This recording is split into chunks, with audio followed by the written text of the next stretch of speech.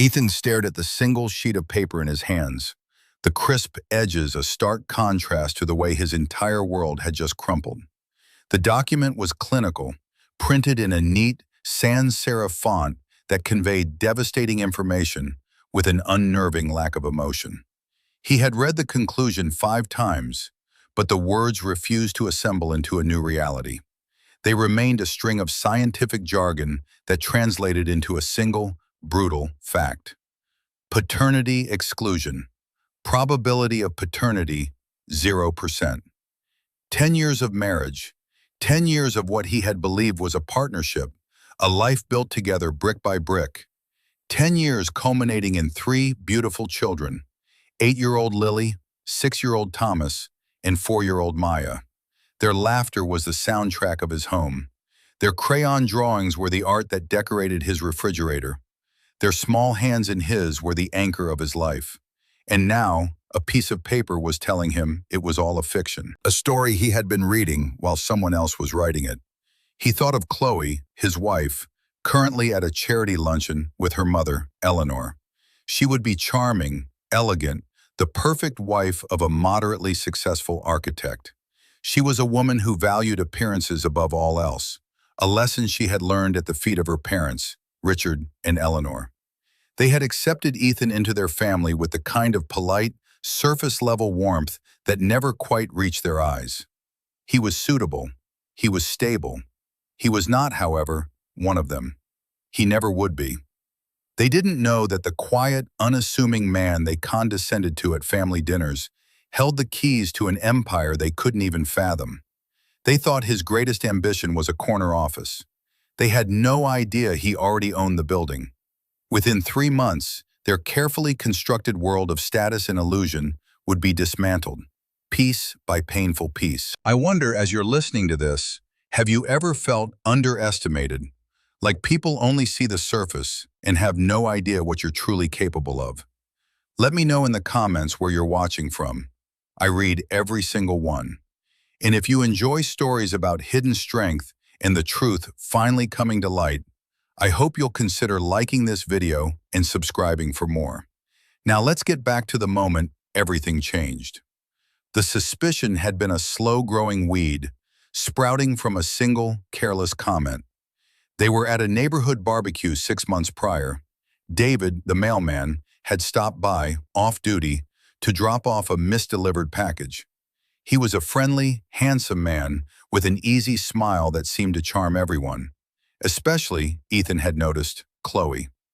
As David was leaving, Lily had run up to him, crying about a scraped knee.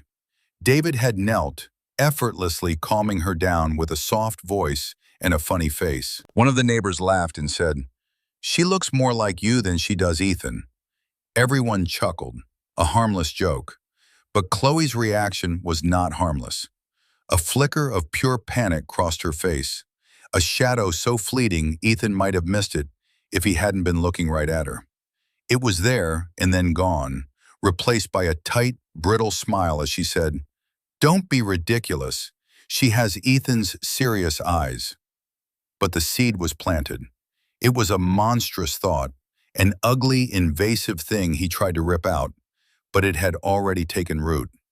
He started to notice things, how all 3 of his children had the same warm, olive complexion as David, a stark contrast to his and Chloe's paler skin. How they all shared his distinctive, slightly crooked smile. He dismissed it before as one of genetics' little quirks. Now it seemed like a glaring neon sign. He saw the easy familiarity between Chloe and David when the mail arrived. The lingering conversations that were just a little too long. The shared glances that held a history Ethan was not a part of. He started looking back, re-examining the timeline of his life. Lily's birth had followed a period where Ethan was working grueling hours on a major project, often staying overnight at the office. Thomas's conception had been during a time Chloe claimed she was on a new birth control that made her cycle unpredictable. Maya's after a supposed rough patch they had worked through. Each child a miracle. Each child a balm on a supposed wound in their marriage. Now he saw the pattern. The rough patches were his absences. The miracles were her betrayals. He felt a cold wave of nausea. He walked into the living room, a space Chloe had designed with a professional decorator. It was beautiful, sterile, and felt more like a magazine spread than a home. It was filled with art she had selected, furniture she had chosen. His only contribution was the paycheck that had funded it all. On the mantelpiece, a row of silver-framed photographs chronicled their life together. Their wedding day, Chloe radiant, him looking slightly overwhelmed. The birth of each child, him holding a tiny, swaddled bundle, his face a mask of pure, unadulterated joy. A forgery, every single one. His love was real, but the foundation it was built on was a lie. He reached out and picked up the photo of him holding Lily for the first time. He remembered the feeling of her tiny weight in his arms, the overwhelming wave of love and protectiveness that had washed over him. He had wept. He felt the echo of that emotion now, but it was curdled with a profound, hollow grief. The love was real. The fatherhood was not. He put the photo back, his movements precise and controlled. The shock was beginning to recede, replaced by something colder, harder. It was the feeling he got when looking at a complex architectural problem. He would break it down, analyze the stresses, identify the weak points, and design a solution. His life had just become a demolition project, and he, the architect of his own quiet undoing, would have to be the one to swing the wrecking ball. He placed the DNA results back in the manila envelope. He slipped it into the inside pocket of his jacket, where it rested against his chest. A cold comfort, a secret weapon. For 10 years he had played the part of the meek, accommodating husband, the man who was just a little out of his depth in his wife's sophisticated world. That man was gone. In his place stood someone they had never met, someone they had never even imagined existed. And he would wait. He would be patient. He would let them continue to underestimate him, right up until the very moment he brought their world crashing down around them. The first step was a phone call. He pulled out his phone, not the one Chloe tracked through their family plan, but a second, private one he kept for his real business. He scrolled to a single contact. Isabella, the sharpest damn lawyer in the city. She answered on the second ring. Isabella, he said, his voice steady, devoid of the tremor he felt in his soul. It's Ethan. We need to accelerate the timeline. It's time to start. The following Saturday was the monthly family dinner at Richard and Eleanor's house, a sprawling, ostentatious mansion in the most exclusive part of the city. These dinners were a command performance, and Ethan's role was always the same, to be a silent, appreciative audience for Richard's pontifications and Eleanor's passive-aggressive critiques. He drove them there in the luxury sedan that Chloe insisted they needed to keep up appearances. She sat in the passenger seat, scrolling through her phone, occasionally sighing with a theatrical exasperation that meant she was bored. The children were chattering in the back, their innocent energy a stark, painful contrast to the cold knot in Ethan's stomach. Maya was singing a song about a rainbow, her voice sweet and off-key. Thomas was explaining the intricate rules of a game he'd invented. Lily was quietly reading a book. He looked at them in the rearview mirror, a trio of beautiful strangers. A wave of profound sadness washed over him, so intense it almost made him gasp. He loved them. That was the most complicated, agonizing part of it all. How do you stop loving a child who has called you daddy for their entire life? He parked in the circular driveway behind Richard's gleaming black Bentley. Now, Ethan, please try to be engaging tonight, Chloe said, turning to him as she unbuckled her seatbelt. Her tone was that of a patient teacher instructing a particularly slow student. Daddy is going to talk about the Henderson merger, and it would be nice if you could ask an intelligent question or two. Show some interest. Ethan just nodded, his face a placid mask. Of course, dear. An intelligent question? He had a controlling interest in one of the smaller firms Henderson was acquiring. He probably knew more about the deal's structural vulnerabilities than Richard, who only knew what he read in the financial news. The irony was so thick he could taste it. He got out and opened the doors for the children, helping Maya with her buckle. She wrapped her small arms around his neck in a hug. "I love you, Daddy," she whispered into his ear. The words were a poisoned dart.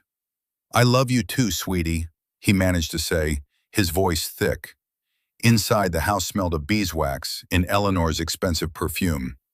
Richard was standing by the fireplace, a glass of scotch in his hand, already holding court with Chloe's brother Julian, a man who had inherited his father's arrogance, but none of his business acumen. Richard clapped Ethan on the shoulder, a gesture that was meant to seem comradely, but was always a little too hard, a subtle assertion of dominance. "Ethan, good of you to make it. Chloe, you look stunning, as always." Eleanor glided over and kissed the air near Chloe's cheek before turning a critical eye on Ethan. "Ethan, that tie is interesting. A bit bold for your usual style, isn't it?" It was a simple, dark blue silk tie. There was nothing bold about it.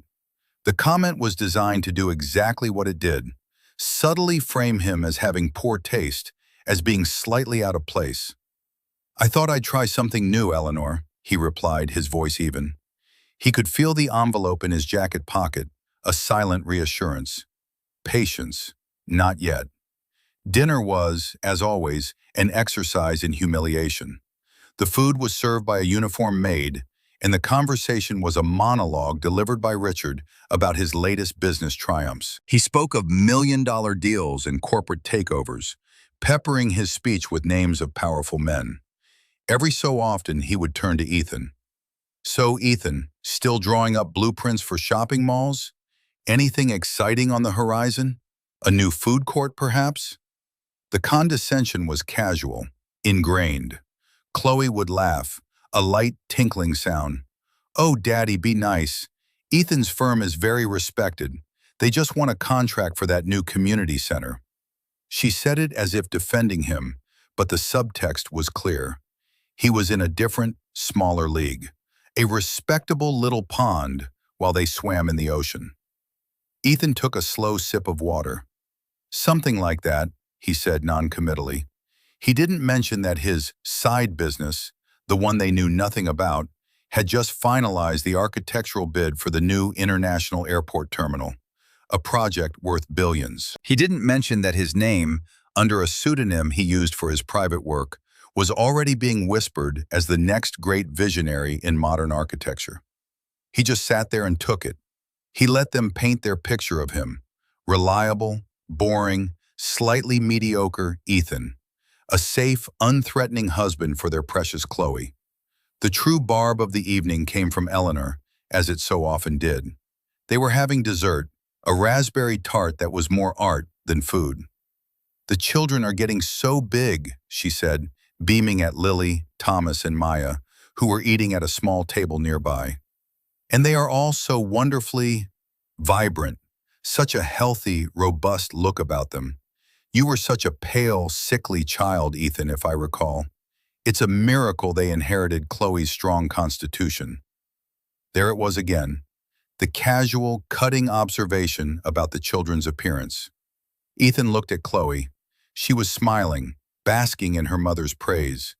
She didn't even see the insult to him. Or perhaps she did, and simply didn't care.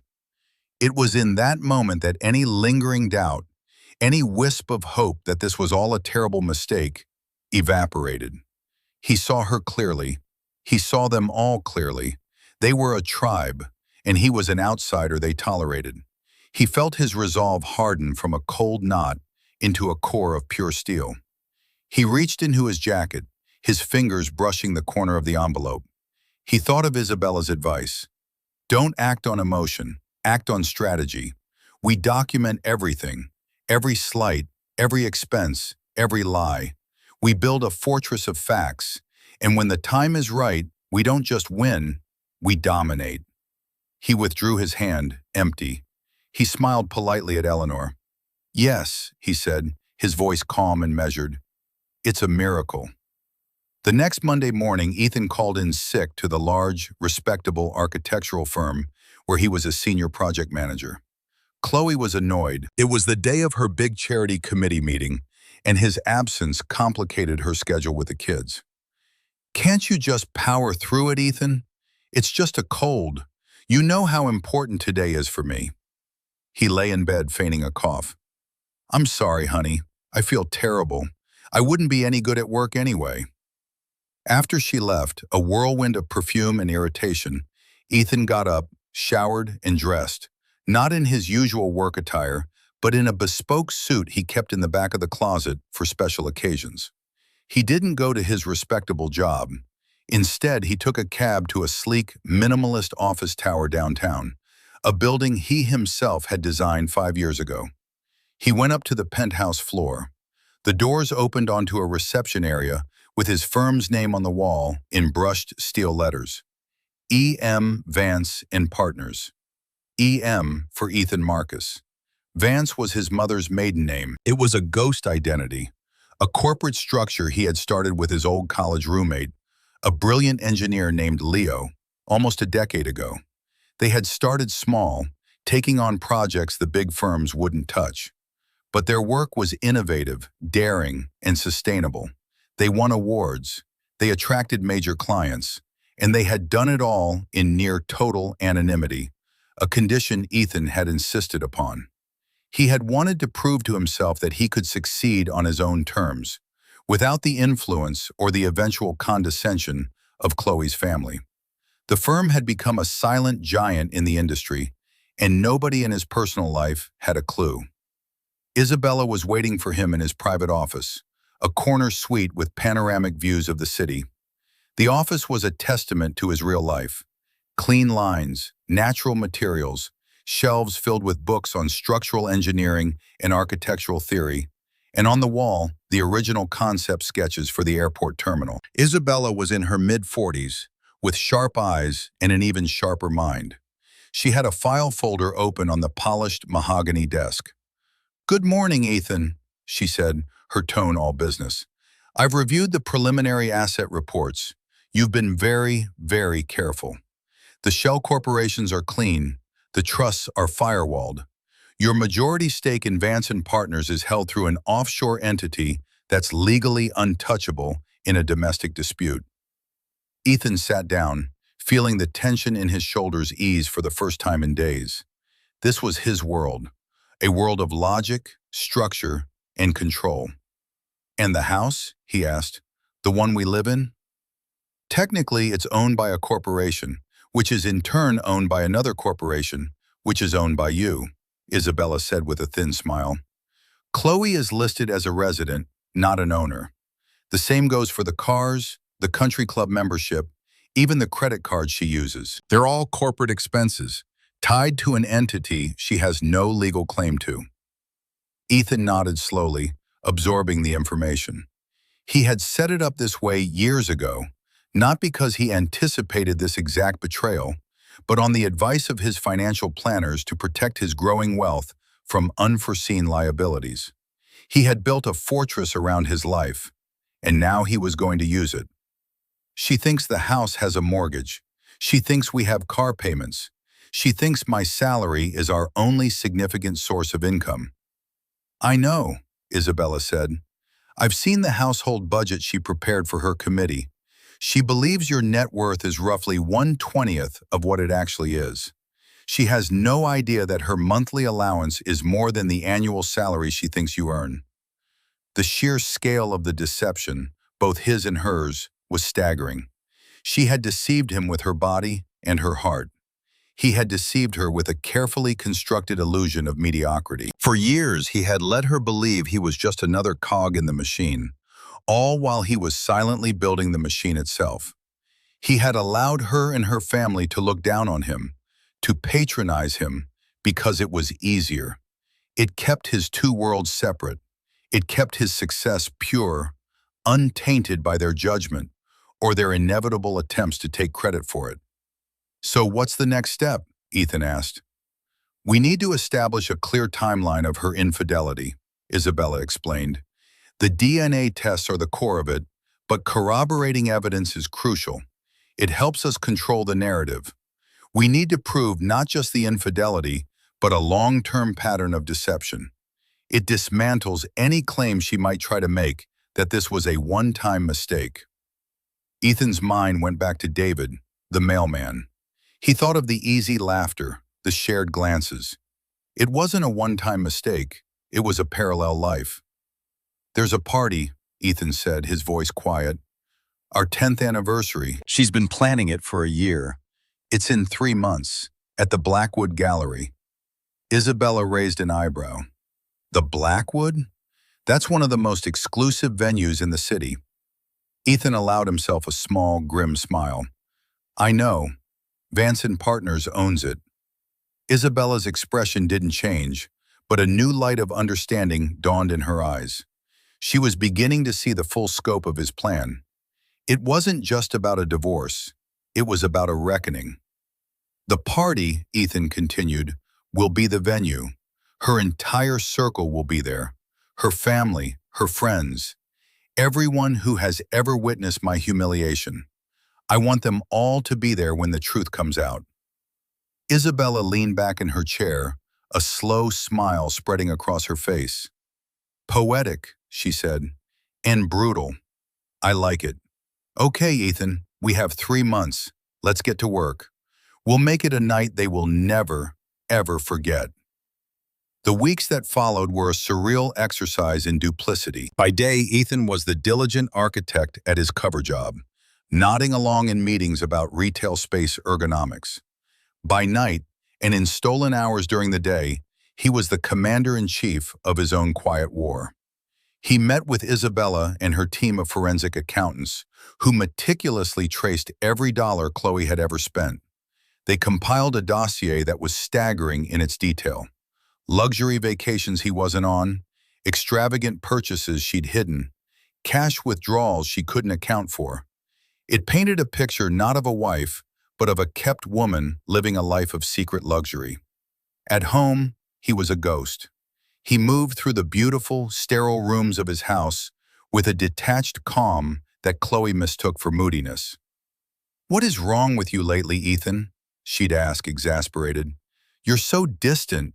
Is it work? Are you stressed about that community center project?" He'd just nod. "Just a lot on my mind." The lie was effortless now. He felt as if he were watching his life from a great distance, a character in a play moving toward an inevitable final act. One Tuesday afternoon, he came home early, telling Chloe his office had closed for a plumbing issue. He parked down the street and waited. He wanted to see it for himself, to have an image so clear and undeniable it would burn away any last vestiges of misplaced sentiment. At 3:15 p.m., David's mail truck pulled up to their house. He got out with a small stack of letters. Instead of putting them in the box, he walked up to the front door and rang the bell. Chloe answered, wearing a silk robe in the middle of the afternoon. She smiled, a genuine, unguarded smile of a kind Ethan hadn't seen directed at him in years. David said something, and she laughed, tilting her head back. It was an intimate, familiar gesture. He didn't hand her the mail. He followed her inside. The door closed. Ethan sat in his car, his hands gripping the steering wheel. He didn't feel rage. He didn't feel jealousy. He felt a profound, clarifying cold.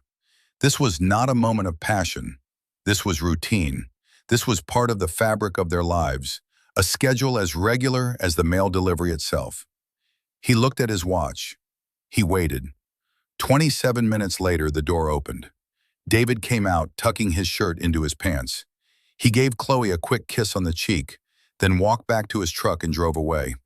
A few minutes later, Ethan started his car and pulled into his own driveway. He walked inside, the house quiet. He found Chloe in the kitchen, humming as she poured herself a glass of wine. "You're home," she said, surprised. "I thought you were going to be late." "They finished early," he said, his voice flat. He looked at her, at the faint flush on her cheeks, the slight dishevelment of her hair. She was beautiful, and she was a complete stranger. "Anything interesting happened today?" he asked, his voice casual. She took a sip of wine, her eyes avoiding his. "Not really. The usual. Ran some errands, paid some bills." The lie was so smooth, so practiced. It was the ease of it that struck him the most, the complete and total lack of guilt. "The mail came," he said, watching her face. For a fraction of a second, the same flicker of panic he'd seen at the barbecue appeared in her eyes. It was there and gone. "Oh, did it? Anything important?" "Just bills," he said, letting the subject drop. But he had what he needed. He had the image. He had the final, undeniable proof.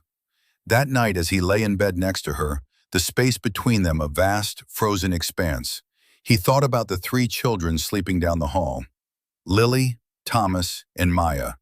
They were the real victims in this tragedy, innocent souls born from a lie. Whatever happened to Chloe, to her family, to David, was a matter of consequence. But the children, they deserved protection. The next day, he called Isabella. "I want to set up a trust," he said, "an irrevocable trust, for the children, for their education, their health care, their future. It needs to be completely anonymous and ironclad. She can't touch it. Her family can't touch it. It's just for them." There was a pause on the other end of the line. "Ethan," Isabella said, her voice softer than he'd ever heard it, "that's a very generous thing to do." "They are not to blame for any of this," he said, his voice thick with an emotion he refused to name. "They deserve a future. Whatever else happens, they will be taken care of." It was the one piece of the demolition he could save, the one structure he would build from the ruins. The 3 months leading up to the 10th anniversary party passed in a blur of meticulous planning. While Chloe was busy with florists, caterers, and guest lists, creating the perfect stage for her social triumph, Ethan was orchestrating a very different kind of event. He and Isabella's team worked like a silent, efficient army. They prepared the legal documents for the divorce, the asset declarations, the restraining orders. They drafted termination notices for the corporate credit cards and letters to the country club and the children's private schools, informing them of a change in financial responsibility. Every detail was considered, every contingency planned for. The goal was not just to sever the marriage, but to surgically dismantle the entire infrastructure of Chloe's life, a life built on his hidden wealth and her profound deceit. He had to admit there was a grim, architectural satisfaction to it all. It was like designing a controlled demolition. You place the charges at the precise structural weak points, and then with the push of a single button, the entire edifice collapses in on itself, exactly as planned. The venue, the Blackwood Gallery, was a masterpiece of modern design, a building of glass, steel, and soaring white walls that Ethan's firm had completed 2 years prior. It was his creation, a place that represented the pinnacle of his secret success. Holding the party there was Chloe's idea, a way to showcase her impeccable taste and connections. The irony was a bitter pill that Ethan had learned to swallow. He approved the booking himself, through his office manager, under a different name. Chloe never knew that the complimentary champagne and the waived venue fees she'd bragged about securing were courtesies he had extended to himself. On the evening of the party, the gallery was transformed. Soft light glowed from within, illuminating the chic, minimalist space. Waiters in crisp white jackets circulated with trays of champagne and hors d'oeuvres. A string quartet played softly in the corner. Over 200 guests mingled, a curated collection of Chloe's social circle. Wealthy friends, business associates of her father, and prominent members of her charity committees. They were the arbiters of status, the people whose opinions she valued above all else. Ethan stood by one of the large plate glass windows, looking out at the glittering city lights. He wore a perfectly tailored dark suit, the same one he had worn to his meeting with Isabella. Tonight, it felt like armor. He watched Chloe move through the room, a goddess in a silver gown. She was radiant, laughing, accepting compliments on the perfection of the evening. Her parents, Richard and Eleanor, stood near the entrance, greeting guests like royalty. Richard was expansive, shaking hands and booming with laughter. Eleanor was poised and regal, her eyes scanning the room, assessing and judging everything and everyone. When she saw Ethan, she offered a tight, condescending smile. "Do try to mingle, Ethan. You look like part of the catering staff lurking over there by the window." He just nodded, a calm, unreadable expression on his face. "I'm enjoying the view, Eleanor." Soon, very soon. He saw his children arrive with a babysitter, brought in for a brief appearance. They were dressed in their finest clothes, looking slightly bewildered by the sea of adults. Chloe knelt and fussed over them, posing for a photographer she had hired. "My beautiful family," she said loud enough for everyone to hear. Ethan felt a familiar pang in his chest, but it was distant now, muted by the cold resolve that had taken its place. He knelt and hugged each of them, whispering in their ears that he loved them, the words feeling both true and hollow at the same time. After 15 minutes, they were whisked away, their part in the performance complete. An hour into the party, the clinking of a glass silenced the room. Richard stood on a small, raised platform, his chest puffed out with pride. He gave a long, rambling speech about his wonderful daughter, her impeccable taste, and her great fortune in finding a steady, reliable man like Ethan. He spoke as if he were the patriarch who had provided for it all, the benevolent source of their good fortune. "He may not be a captain of industry," Richard said with a chuckle, clapping Ethan on the back again, "but he's a good, solid foundation for our Chloe to build her life upon." To Chloe and Ethan, 10 years! The room erupted in applause. Ethan smiled, a thin, meaningless gesture. He watched Chloe, who was beaming, soaking in the adoration. Then she took the stage. She thanked her father, her mother, her wonderful friends. Finally, she turned to Ethan. "And to my darling husband, Ethan," she said, her voice dripping with practiced affection. "Thank you for 10 years of support. Thank you for working so hard at your job so that we can have all of this. Thank you for understanding that my world is a little bigger, a little more demanding than yours. You have always been my rock." The condescension was so blatant, so beautifully wrapped in the language of gratitude, that it was almost a work of art. The crowd murmured in appreciation. They saw a powerful, successful woman graciously acknowledging her simpler, less ambitious husband. They saw exactly what she wanted them to see. She gestured for him to join her. "Come on, darling, say a few words." A wave of expectant silence fell over the room. This was it, the moment he had been planning for months, the moment the first charge would detonate. He walked to the stage, his footsteps unnervingly loud in the quiet gallery. He took the microphone from her hand, his fingers brushing hers. He felt a faint tremor in her touch, or maybe it was his own. He stood there for a moment, looking out at the sea of faces. They were all watching him, their expressions a mixture of polite interest and mild pity. They were waiting for him to say something bland and sweet, to play his part. He turned to Chloe, his eyes locking with hers. "Thank you, Chloe," he began, his voice calm and clear, amplified by the speakers. It carried to every corner of the gallery. "Thank you for 10 years, 10 years of lessons. I have learned so much from you." He paused. The room was utterly still. This was not the tone they were expecting. "You taught me that appearances are everything," he continued, his voice even, almost conversational. "You taught me that the brand of a man's suit and the car he drives are more important than the content of his character. You taught me that love can be a transaction, a performance for the benefit of an audience." A nervous murmur rippled through the crowd. Chloe's smile was frozen on her face. A tiny muscle in her jaw began to twitch. "What are you doing, Ethan?" she whispered, her voice tight with fury. He ignored her, turning his attention back to the audience, to Richard and Eleanor, who were staring at him with looks of disbelief and growing horror. "You all see me as Ethan, the simple architect, the solid foundation, the man who was lucky to marry into such a prominent family." He let out a short, humorless laugh. "That's the story you've all been told, isn't it? The story I have allowed you to believe." He reached into his jacket pocket and pulled out the manila envelope. He held it up for everyone to see. It was a simple, symbolic object, but in the silence of the room, it felt as heavy as a slab of granite.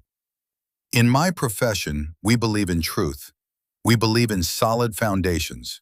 We believe that if the core structure is compromised, the entire building is unsafe. My marriage, it turns out, was built on a lie from the very beginning. Chloe's face had gone white. "Ethan, stop," she hissed, trying to grab his arm. He sidestepped her easily, his eyes never leaving the crowd. "I always wondered why my children didn't look very much like me," he said, his voice dropping slightly, forcing people to lean in to hear. "I thought it was just one of those genetic quirks, but I recently discovered the truth. It's not a quirk, it's a consequence." He opened the envelope and pulled out the single sheet of paper. "This is a DNA test result," he announced, his voice ringing with a terrible finality. "It confirms that I am the biological father of exactly 0 of my 3 children." A collective gasp swept through the gallery. It was a physical sound, a wave of shock and disbelief. All eyes darted from Ethan to Chloe, whose face had crumpled into a mask of pure, unadulterated panic. Her carefully constructed world was fracturing, and the cracks were spreading faster than she could comprehend. "He's lying," she shrieked, her voice shrill and ugly. "He's drunk. He doesn't know what he's saying." Richard and Eleanor started pushing their way through the stunned crowd, their faces flushed with anger and embarrassment. "Ethan, that's enough," Richard boomed, his voice losing its confident timbre. "Get off the stage right now." Ethan didn't even look at him. He kept his gaze fixed on Chloe. "I'm not lying, Chloe, and I'm not drunk. I am, for the first time in 10 years, completely sober." He then held up a second document from the envelope. "And this is a report from a private investigator, complete with photographs. It seems our mailman, David, has been making some very special deliveries for quite some time." The name hung in the air, a final, devastating blow. Several people in the crowd who lived in their neighborhood exchanged shocked glances. The secret was not just a betrayal of a husband, but a community scandal. The murmuring exploded into frantic, excited whispers. The string quartet had fallen silent. The party was over. The spectacle had just begun. "But the lies don't end there, do they?" Ethan continued, his voice relentlessly calm. He gestured around the magnificent gallery. "You all came here tonight to celebrate our success, to this beautiful building. Chloe, you told everyone you got a deal on this venue because of your connections." He paused, letting the statement hang in the air. "The truth is, there was no deal. You didn't pay a cent for this venue, Chloe, because you can't pay a fee to a building you don't own, when the owner is your husband." He let that sink in. The crowd was utterly mesmerized, caught in the grip of a drama far more compelling than any they had ever seen. "This gallery? I own it. The firm that designed and built it, Vance and Partners? I am the senior partner and majority owner. That respectable firm I work for? It's a subsidiary of my company, my real company." He turned to Richard, whose face had gone from red to a pasty, sickly gray. "You talked about the Henderson merger, Richard. You should have asked for my opinion. My firm, Vance and Partners, holds a 7% stake in Henderson through a private equity fund. I wasn't just reading the news, Richard. I was making it." The silence in the room was now absolute, profound. It was the silence of a world being turned upside down. Everyone was staring at Ethan, but they were seeing a completely different man. The simple, unassuming architect was gone. In his place stood a figure of immense, hidden power. "This entire life you've been living, Chloe," Ethan said, turning back to his wife, who was now openly weeping, her beautiful makeup running down her face in black streaks. "The house you live in, the car you drive, the clothes you wear, the parties you throw, it was all a stage that I built and I paid for. And you were so busy looking down on me, you never once bothered to look at the blueprints." He dropped the microphone. The thud it made as it hit the stage echoed through the gallery like a gunshot. He walked off the platform, the crowd parting before him like the Red Sea. He didn't look at Chloe. He didn't look at her parents. He walked straight to the entrance of the gallery, where a woman in a sharp business suit was waiting for him. It was Isabella. She handed him his coat. "Is it done?" she asked quietly. "It's done," he said. He walked out of the gallery and into the cool night air, leaving the ruins of his former life behind him. He did not look back. The aftermath in the gallery was pure pandemonium. As Ethan walked out, chaos erupted behind him. Chloe stood frozen on the stage for a moment, her face a grotesque mask of disbelief and horror, before she let out a wrenching sob and collapsed onto the steps. Her mother, Eleanor, rushed to her side, not with comfort, but with frantic, whispered questions. "What has he done? What did he mean? Is it true, Chloe? Tell me it's not true." Richard, for his part, seemed to have aged a decade in 10 minutes. The blustering, confident patriarch had vanished, replaced by a stunned, ashen-faced old man. He stumbled toward the stage, his eyes wide with a dawning, terrifying understanding. His daughter's infidelity was a scandal, but the revelation of Ethan's true wealth, and their complete ignorance of it, was a humiliation of a far greater magnitude. They hadn't just been deceived, they had been fools. The guests, their initial shock giving way to a frenzied, gossipy excitement, began to melt away, eager to be the first to spread the story. The party, a monument to Chloe's social standing, had become her public execution. Chloe, flanked by her furious and bewildered parents, finally staggered out of the gallery into the now empty entrance hall. That's when they saw Isabella, standing calmly by the door, a leather briefcase in her hand. "Mrs. Collins," Isabella said, her voice crisp and professional. Chloe flinched at the use of her maiden name. "My name is Isabella Vance. I am Mr. Vance's legal counsel." She deliberately used Ethan's chosen business name, a subtle reinforcement of the new reality. "I have some documents for you." She opened her briefcase and produced a thick stack of papers. "This is a petition for divorce, citing adultery.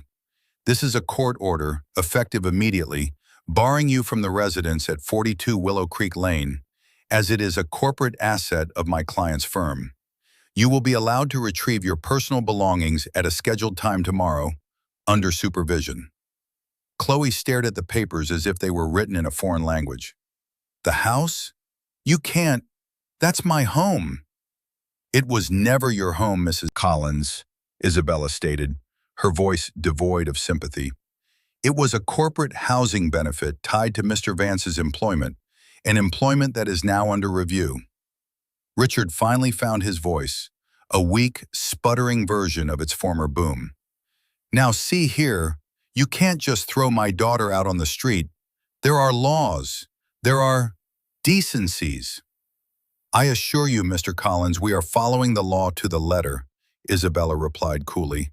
"As for decency, I believe that ship sailed some time ago, perhaps around the time of the first conception." The words were like a slap in the face. Richard recoiled, speechless. Isabella wasn't finished. She produced another set of documents. "These are cancellation notices for the credit cards in your possession. They too were corporate accounts. As of an hour ago, their credit limit has been reduced to 0. Chloe's hand flew to her purse, a reflexive, panicked gesture. The foundation of her entire existence, the ability to buy, to spend, to exist in a world of effortless luxury, had just been vaporized. "And finally," Isabella said, her voice softening almost imperceptibly as she looked past Chloe to a point in the middle distance, "my client has instructed me to inform you that he has established a substantial, anonymous trust for the children. Their education, their health care, and their future well-being are fully provided for. He asks only that you do not attempt to contact him directly. All future communication will be through our respective legal teams." That was the final, devastating blow. The trust was an act of grace, but it was also a wall. It was Ethan providing for the children he had loved as his own, while simultaneously severing them from his life. It was a statement that he was moving on, and that they, Chloe and her family, were no longer his concern. "The children," Chloe whispered, the word a desperate plea. "He can't just abandon them. He's their father." "No," Isabella said, her voice quiet but firm. "He isn't. You and David are their parents. He was simply the man who loved them and the man who paid for them. He has fulfilled his obligations on the latter. The former is a gift you forfeited." With that, Isabella closed her briefcase, gave a slight nod, and walked out, her heels clicking decisively on the marble floor. The Collins family was left alone in the vast, empty hall of the gallery, surrounded by the wreckage of their lives. Chloe was sobbing uncontrollably. Eleanor was wringing her hands, her face a mixture of fury and despair. Richard just stood there, staring into space, the architect of his own family's downfall. He had spent a decade looking down on Ethan, judging him, mocking his perceived lack of ambition. And all the while, Ethan had been the one holding the strings. The puppet master had let them play their parts, and then, with a single, decisive tug, he had brought the whole rotten stage crashing down. The weeks that followed the anniversary party were a slow, brutal unfolding of consequences. The story became the scandal of the season, whispered about at every dinner party and charity event. The Collins family, once pillars of their social community, became pariahs. Friends stopped calling. Invitations dried up. Richard's business associates grew distant, wary of being associated with such a spectacular and public humiliation. The story wasn't just that Chloe had been unfaithful. It was that the entire family had been so blind, so arrogant, that they had completely misjudged the man in their midst. They had been exposed not just as morally bankrupt, but as fools. Chloe, stripped of her home and her credit cards, was forced to move into a small, sterile apartment her parents rented for her. The opulence she had taken for granted was replaced by cheap furniture and beige walls. The shock was profound. She had never had to consider the price of anything. Now she had to budget for groceries. She tried to maintain her friendships, but her calls were met with polite but firm excuses. She was no longer a player in their world. She was a cautionary tale. Her relationship with David, the mailman, also fractured under the new reality. In the secret bubble of their affair, he had been a romantic escape, an earthy, passionate man who made her feel desired. In the harsh light of day, he was just an ordinary man named David, with his own life, his own ex-wife, and his own financial struggles. He was shocked by the public nature of the revelation and terrified of its consequences. He hadn't signed up for this drama. He certainly couldn't provide the lifestyle Chloe had lost. Their first meeting after the party was a disaster. She met him at a cheap diner, a place she would have never set foot in before. She was looking for a savior, someone to rescue her from her new, diminished reality. "What are we going to do?" she asked him, her eyes wide with a desperation he didn't know how to handle. David shifted uncomfortably in the vinyl booth. "Chloe, this is a mess. My ex-wife is threatening to take me back to court for custody. I could lose my job." "But what about us?" she pressed. "What about the children?" "They're great kids," he said, looking down at his coffee cup. "But I can't give you what he gave you. I can't give them what he gave them. I'm just a guy who delivers the mail." In that moment, Chloe saw the truth. David wasn't a romantic hero. He was just a man. Her affair hadn't been a grand passion. It had been a cheap, selfish thrill, a distraction from a life of comfortable boredom. The fantasy dissolved, leaving only the sordid, inconvenient reality. Meanwhile, Ethan was undergoing his own transformation. He moved out of the temporary hotel and into a stunning penthouse apartment in the heart of the city, a residence he had designed for himself years ago and kept as a private retreat. It was a space that reflected his true self, minimalist, intelligent, with breathtaking views and an air of quiet confidence.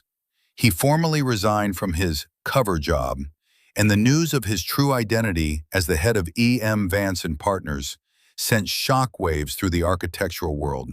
He was no longer a ghost. He was a king reclaiming his throne. But his victory was not without its own kind of pain.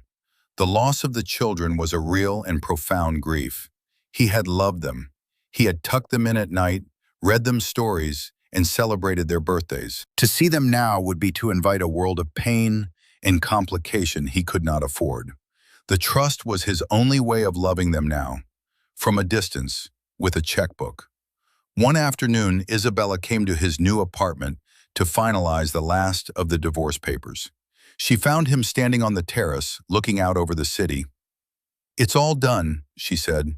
"She signed everything. She had no choice." He nodded, not turning around. "And the children?"